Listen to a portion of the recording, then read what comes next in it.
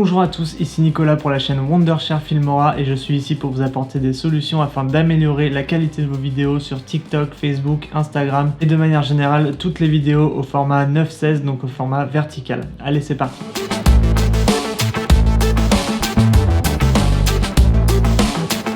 Lorsqu'il s'agit de poster des stories, des reels ou bien des vidéos sur un profil Instagram, TikTok ou Facebook, la grande majorité des personnes utilisent leur smartphone car il a cette capacité de filmer naturellement au bon format. Alors bien sûr c'est vraiment pratique, on le fait tous au quotidien car ça nous permet de sortir qu'un seul outil, ça prend pas longtemps, mais le souci c'est que Facebook et Instagram compressent énormément la qualité des vidéos afin qu'elles prennent le moins de place possible sur leur serveur. Grâce à ça, vos abonnés pourront profiter de vos vidéos grâce au temps de chargement qui est très réduit voire quasiment inexistant, mais le problème par rapport à ça c'est que votre vidéo sera énormément dégradée. Donc aujourd'hui on va se concentrer uniquement sur Instagram et je vais vous présenter quelques astuces afin d'optimiser la qualité des vidéos même une fois postées en ligne. Alors avant de commencer, prenons le temps d'analyser ce qui se passe lorsqu'on poste une vidéo sur Instagram. Ici j'ai une vidéo au format 9/16e, donc au format vertical, filmée avec mon smartphone, donc tout ce qu'il y a de plus basique. Lorsque j'ai filmé cette vidéo j'étais en 4K avec une cadence de 25 images par seconde. J'ai fait un petit montage vite fait et j'ai posté directement cette vidéo sur Instagram et lorsque je la télécharge sur mon PC, je m'aperçois que la résolution et la cadence d'image ont tous les deux changé. On passe d'une vidéo en 4K, donc 2160 sur 3840 pixels en 25 images par seconde, à une vidéo une fois téléchargée d'Instagram de 640 sur 800 pixels en 30 images par seconde. On remarque également une grosse différence au niveau du bitrate. Alors le bitrate, c'est le débit de lecture de vidéo. Il est en lien direct avec la qualité de l'image car plus le débit est élevé, plus la vidéo sera de meilleure qualité. Donc au final, l'image sera un petit peu moins dégradée par Instagram. Comme je l'ai dit tout à l'heure, Instagram compresse à fond la qualité de ses vidéos afin d'utiliser le moins de bandes passantes possible et ce, même si la vidéo est de bonne qualité au départ. Donc si on augmente volontairement le débit de lecture de la vidéo, Instagram effectuera quand même sa compression, mais le fichier qu'on lira sera de meilleure qualité que si jamais le bitrate n'avait pas été modifié. Pour ce qui est de la cadence d'image, le nombre minimum accepté par la plateforme Instagram est de 30 images par seconde. Or, ma vidéo possédait 25 images par seconde, ça veut dire que lors de la mise en ligne, Instagram a automatiquement créé 5 images pour que le format soit accepté. Faisons un tour également sur les paramètres conseillés par Instagram concernant les vidéos Reel, Story et IGTV. La première information concerne la durée de la vidéo qui va être différente selon les cas. Donc pour les Stories et les Reels, on va être plutôt sur une durée courte, c'est-à-dire entre 1 et 15 secondes pour les Stories et de 15 à 30 secondes pour les Reels. Pour les posts classiques sur un feed Instagram, les vidéos peuvent aller jusqu'à 1 minute et pour les IGTV, la durée minimum d'une vidéo est de 1 minute et cela peut aller jusqu'à 1 heure maximum. La vidéo que j'ai postée précédemment était un simple post sur mon fil d'actualité d'une durée de 15 secondes et je me suis vraiment pas préoccupé de la durée ni des paramètres de post. Mais vous allez voir qu'en utilisant la méthode de publication de IGTV, on peut arriver à optimiser la qualité de ces vidéos et vous allez voir qu'il y a quelques astuces qui vont sûrement vous intéresser. Prenons toujours comme exemple ma vidéo de 15 secondes, je peux théoriquement pas la poster sur IGTV car je le rappelle, la durée minimum est de 1 minute. Et bien il est temps pour moi de passer à la pratique et de vous montrer les petites astuces que j'ai réussi à trouver pour optimiser la qualité de mes vidéos sur Instagram. On a vu deux choses importantes. La première, c'est que le nombre d'images acceptées par Instagram est de 30 images par seconde. Il est donc important de régler la cadence d'image dès la prise de vue lorsqu'on filme notre vidéo. 30, 60 ou 120 selon si on veut faire des ralentis ou pas. Et deuxièmement, la durée minimum d'une vidéo IGTV est d'1 minute. Donc pour ça, c'est super simple. Il suffit de dupliquer plusieurs fois la vidéo sur la timeline pour arriver à un résultat à peu près équivalent à 1 minute. Donc pour ça, je vais utiliser le logiciel Filmora. Je viens créer un nouveau projet au format vertical, donc 9/16 en 1080 par 1920 et en 30 images par seconde. Ça c'est hyper important. La petite astuce pour que la vidéo fasse 1 minute,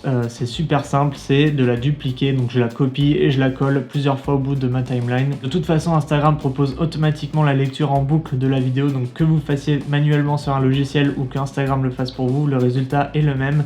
Cela ne change rien à votre contenu. Je copie donc 4 ou 5 fois ma vidéo avant de passer à l'exportation. Donc on a vu précédemment, lorsque je téléchargeais ma vidéo d'Instagram, le bitrate avait considérablement diminué. Donc au moment de l'exportation de ma vidéo sur mon logiciel, ce qui va m'intéresser, c'est d'augmenter volontairement le bitrate pour que la compression soit moins forte et qu'une fois sur Instagram, on préserve quand même une bonne qualité. Donc je viens augmenter mon bitrate à peu près jusqu'à 30 mégabits seconde. Je peux aller jusqu'à 50, cela dépend de la taille de la vidéo, mais il y a une chose importante qu'il faut retenir, c'est que la vidéo de moins de 10 minutes ne doit pas dépasser les 650 mégaoctets. Donc une fois que ma vidéo est exportée, je peux me rendre dans les paramètres de la vidéo pour voir si tout correspond. Je constate que mon fichier ne dépasse pas les 650 MO imposés par la plateforme. Ma résolution est supérieure aux 720 pixels requis et le nombre d'images par seconde est de 30, donc cela correspond parfaitement à leurs critères, donc je peux procéder à la mise en ligne de ma vidéo. Cela peut également arriver que des clients fassent appel à vos services pour filmer des vidéos destinées à leur réseau social, auquel cas il est super important de connaître ces petites astuces afin de leur livrer le meilleur résultat possible. Pour ma part, la solution que j'ai trouvée pour obtenir le meilleur résultat sur Instagram est de filmer à partir d'un boîtier. Ceci possède un plus gros capteur et la qualité sera nettement supérieure à celle d'un smartphone. Donc pour cela, je viens le placer à la verticale sur un trépied afin de profiter de toute la taille du capteur. Ça m'évite de réduire l'image une fois sur mon logiciel si jamais la caméra avait été placée de manière horizontale. Je règle évidemment ma résolution et ma cadence d'image et je me rends sur Filmora. Je viens effectuer la même chose que précédemment, c'est-à-dire copier ma vidéo suffisamment de fois pour atteindre 1 minute et exporter avec les bons codecs et le bon bitrate. De cette manière, Instagram pourra procéder à sa fameuse compression, mais l'image ne sera pas tant dégradée que ça car on aura un très bon fichier d'origine. Et voilà, vous savez maintenant comment améliorer la qualité de vos vidéos sur Instagram. 3 points à retenir cependant. La première chose, filmez toujours en format 9:16, donc en format vertical. Instagram est destiné aux appareils mobiles, donc le format 9:16 est le format le plus approprié. Deuxième chose, filmez en 30 images par seconde minimum. 60 et 120 peuvent être également utilisés pour faire des ralentis. Et enfin, troisième point à retenir, boostez votre débit au maximum sur votre logiciel de montage afin que la compression ne soit pas trop dégradée par Instagram. C'est la fin de cette vidéo, j'espère que vous avez appris quelque chose. Si c'est le cas, vous connaissez la routine de soutien, le commentaire, le like, le partage, etc.